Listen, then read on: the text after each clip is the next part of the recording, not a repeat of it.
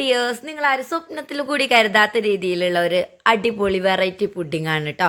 ഞാൻ യൂട്യൂബിൽ തപ്പി നോക്കി റെസിപ്പി ഒന്നും കിട്ടാത്തപ്പോൾ എൻ്റെ ഒരു ഊഹത്തിന് ഉണ്ടാക്കി നോക്കി അടിപൊളിയായിട്ട് കിട്ടിയിട്ടുണ്ടായിരുന്ന റെസിപ്പിയാണ്. അപ്പോൾ എന്തുകൊണ്ടാണെന്നുള്ളത് തംബ്നെയിൽ കണ്ടപ്പോൾ തന്നെ നിങ്ങൾക്ക് മനസ്സിലായിരിക്കും. നമ്മുടെ മധുരക്കിഴങ്ങ്, നമ്മുടെ മലപ്പുറക്കാരുടെ ചക്കരക്കിഴങ്ങ് എന്നൊക്കെ പറയുന്ന ഐറ്റം കൊണ്ട് ഉണ്ടാക്കിയതാണ് കേട്ടോ.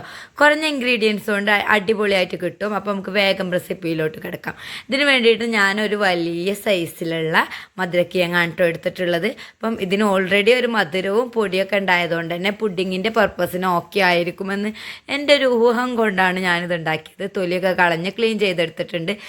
അതിന് ശേഷം നമ്മൾ നന്നായിട്ട് ഗ്രേറ്റ് ചെയ്തിട്ട് എടുക്കാം കേട്ടോ. ഞാനിങ്ങനെ ഒരു പഴയ എക്യുപ്മെൻ്റാണ് എടുക്കുന്നത്. നിങ്ങളെ കയ്യിൽ എന്താ ഉള്ളത് അത് വെച്ചിട്ട് ഗ്രേറ്റ് ചെയ്തെടുക്കുക. അപ്പോൾ ഇങ്ങനെ കിട്ടിയിട്ടുണ്ട് കേട്ടോ. ചെറിയൊരു കളർ ചേഞ്ച് എന്താണെന്ന് വെച്ചാൽ നമ്മൾ കുറച്ച് നേരമായി ഇതിങ്ങനെ ഗ്രേറ്റ് ചെയ്തിട്ടിട്ട്, അതുകൊണ്ടുള്ളൊരു ചേഞ്ചാണ് കേട്ടോ.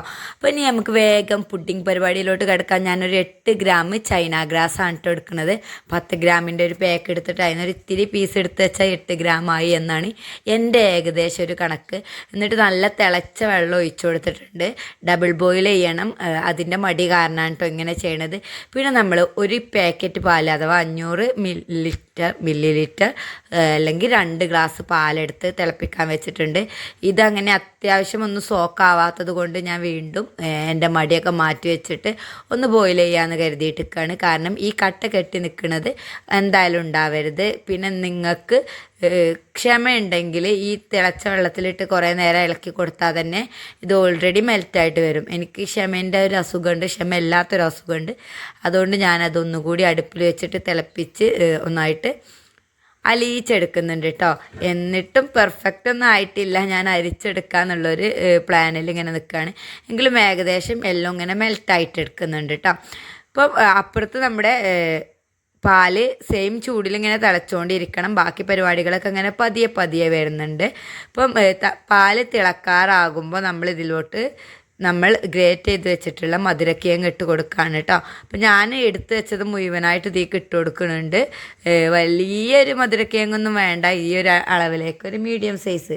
കാരണം ഞാൻ അരിഞ്ഞുകൊണ്ടിരിക്കുമ്പോൾ മക്കൾ 2-3 പീസൊക്കെ ചോദിച്ചിട്ട് പച്ചക്ക് കഴിച്ചിട്ടുണ്ടായിരുന്നു. അതുകൊണ്ടാണ് ഈ ഒരു ഇളവ് ഇതിന് കറക്റ്റാണ് കേട്ടോ. ഒരു മീഡിയം സൈസ് മധുരക്കിഴങ്ങാണെങ്കിൽ അതതിന് കറക്റ്റാണ്. പിന്നെ പഞ്ചസാര സത്യം പറഞ്ഞാൽ ഇതിനൊരു കണക്കൊന്നുമില്ല, നിങ്ങളാണ്ട് ഇട്ടോളി പാകം നോക്കിയിട്ട് കേട്ടോ. പിന്നെ നമ്മൾ മിൽക്ക് മെയ്ഡ് ആഡ് ആക്കണോണ്ട് കുറച്ചിട്ട് ഇട്ടാൽ മതി. ഇത് ഏകദേശം നമ്മൾ 3-4 ടേബിൾ സ്പൂൺ എടുത്തിട്ടുണ്ട്. ബാക്കി നമ്മൾ മിഠായി മേറ്റ് ഇട്ട് കൊടുക്കാമെന്ന് കരുതി. അപ്പം അതൊക്കെ മധുരമൊക്കെ നിങ്ങളുടെ ഇഷ്ടത്തിനാണ് കേട്ടോ. അപ്പം പ്രത്യേകിച്ച് കണക്കൊന്നും ഞാൻ അങ്ങനെ ഒഫീഷ്യലി പറയുന്നൊന്നുമില്ല. അപ്പോൾ ഇതിങ്ങനെ തിളച്ചുകൊണ്ടിരിക്കുമ്പോൾ നമ്മൾ കുറച്ച് മിഠായി മേറ്റ്, ഒരു 30 ഗ്രാമോളം മിഠായി മേറ്റ് അതിലേക്ക് ഒഴിച്ചു കൊടുക്കുന്നുണ്ട്. 50 ഗ്രാമിൻ്റെ പാക്കാണ്, അതാണ് ഞാനൊരു ഫുൾ ഒഴിച്ചിട്ടില്ല. അതിനുശേഷം നമ്മൾ ഫ്ലേവറിന് വേണ്ടിയിട്ട് വാനില എസൻസ് ആണ് ഇട്ട് കൊടുക്കുന്നത്. ഇതാദ്യമായിട്ട് ഉണ്ടാക്കാറുണ്ട്, എനിക്കൊരു ടെൻഷനുണ്ട്. മധുരക്കിഴങ്ങിൻ്റെ ആ ഒരു ഫ്ലേവർ ഉണ്ടല്ലോ, അത് മുന്തി നിൽക്കുമോ എന്നുള്ളത് ആ ഒരു ടെൻഷൻ കൊണ്ടാണ് ഞാൻ ഈ ഒരു വാനില എസൻസ് ഒഴിച്ചു കൊടുക്കുന്നത്. സാധാരണ ഞാൻ പൂളക്ക് അല്ലെങ്കിൽ നമ്മുടെ കപ്പ മരച്ചീനി എന്ന് പറയുന്ന സംഭവത്തിനൊന്നും നമ്മൾ വാനില എസൻസ് ഒഴിച്ച് കൊടുക്കാണ്ടാണ് ഇട്ട് കൊടുക്കാറ്. പക്ഷേ ഇതിലേക്ക് ഞാൻ കുറച്ച് വാനില എസൻസ് ഇട്ട് കൊടുത്തിട്ടുണ്ട്. ഇനി നമ്മളിത് കുക്ക് ചെയ്തുകൊണ്ടിരിക്കണം. ഇത് എത്ര വേവുന്നത് വരെ കുക്ക് ചെയ്തുകൊണ്ടിരിക്കണം കേട്ടോ.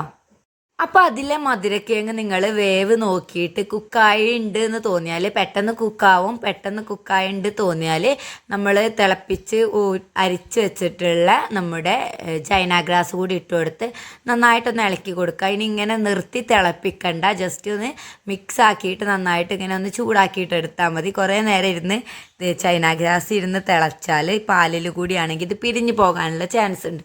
അപ്പോൾ നമ്മളിത് കൈയെടുക്കാണ്ട് ഇങ്ങനെ ഇളക്കി കൊടുക്കുക. അത് ജസ്റ്റ് ഒന്ന് മിക്സ് ആക്കുക, നല്ലോണം തിളപ്പിച്ചെടുക്കണ പരുവത്തിലാക്കണ്ട കേട്ടോ. അപ്പം ഇങ്ങനെ ആയിക്കഴിഞ്ഞാൽ നമ്മൾ ചൂടാറാൻ വെക്കുക. എന്നിട്ട് നമ്മുടെ ട്രേയിലോട്ട് ഒഴിച്ചു കൊടുക്കുകയാണ് കേട്ടോ.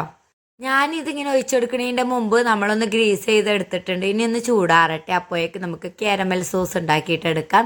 കാരമൽ സോസൊക്കെ ഞാൻ പണ്ട് കേക്കൊക്കെ ഉണ്ടാക്കിയപ്പോൾ ഉണ്ടാക്കിയ ഒരു ഓർമ്മക്ക് ഉണ്ടാക്കുകയാണ്.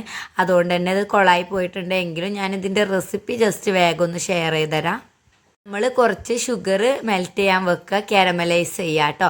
എന്നിട്ട് കറക്റ്റ് പരുവത്തിലാകുമ്പോൾ അതിലേക്ക് ഫ്രഷ് ക്രീമോ അല്ലെങ്കിൽ മിൽക്കോ ചേർക്കുക. പിന്നെ ഒരു പീസ് ബട്ടർ കൂടിയാണ് ഇടുക.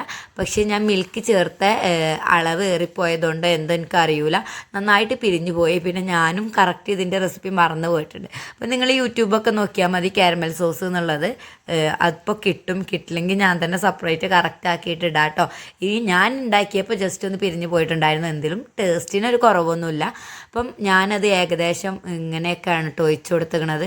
ഇതിങ്ങനെ പിരിഞ്ഞു പോയതുകൊണ്ട് നമ്മൾ കരുതിയ പോലെ വരയായിട്ടൊന്നും ഇട്ട് കൊടുക്കാൻ കഴിയണില്ല. അതിനുശേഷം ഞാൻ നന്നായിട്ട് നമ്മുടെ കാഷ്നട്ട് പൊടിച്ചിട്ടാണ് കേട്ടോ ഇങ്ങനെ ബോർഡർ ആക്കിയിട്ട് ഇട്ട് കൊടുക്കുന്നത്. വെറുതെ എന്തെങ്കിലും കടിക്കാൻ വേണ്ട വെച്ചിട്ട് ചെയ്യുന്നതാണ്. പക്ഷേ ഇതിങ്ങനെയൊക്കെയാണ് കൊളായി സെറ്റാക്കിയതാണെങ്കിലും ടേസ്റ്റ് വൈസ് അടിപൊളിയായിരുന്നു. ചിലവർക്ക് ഇത് മധുരക്കിഴങ്ങാന്ന് കൂടി മിക്ക ആൾക്കാർക്കും മനസ്സിലായില്ല. എങ്കിലും മധുരക്കിഴങ്ങ് കൊണ്ട് ഇങ്ങനെ ഒരു ഐറ്റം ഉണ്ടാക്കിയിട്ട് സക്സസ്ഫുൾ ആകുന്നത് ഞാൻ സ്വപ്നത്തിൽ കൂടി കരുതിയില്ല കേട്ടോ. കഴിച്ചവരൊക്കെ നല്ല അഭിപ്രായമാണ് പറഞ്ഞത്. അപ്പോൾ നിങ്ങൾക്ക് മധുരക്കിഴങ്ങൊക്കെ കിട്ടുമ്പോൾ എന്തായാലും ഒന്ന് ട്രൈ ചെയ്ത് നോക്കുക. ഈ ഒരു റെസിപ്പി ഇഷ്ടപ്പെട്ടാൽ നിങ്ങളുടെ ഫ്രണ്ട്സ് ആൻഡ് റിലേറ്റീവ്സിന് ഒന്ന് ഷെയർ ചെയ്ത് നോക്കുക. അതുപോലെ തന്നെ അടുത്ത പ്രാവശ്യം മധുരക്കിഴങ്ങ് കൊണ്ട് ഇങ്ങനെ ഉണ്ടാക്കി നോക്കിയിട്ട് ഇതിൻ്റെ അഭിപ്രായങ്ങൾ കമൻറ്റ് ബോക്സിൽ രേഖപ്പെടുത്തുക. സബ്സ്ക്രൈബ് ചെയ്യാതെ കാണുന്നവർ പ്ലീസ് ഒന്ന് സബ്സ്ക്രൈബ് ചെയ്യുക. അപ്പോൾ നാളെ ഒരു അടിപൊളി വീഡിയോ ആയിട്ട് വീണ്ടും കാണാം. ബൈ.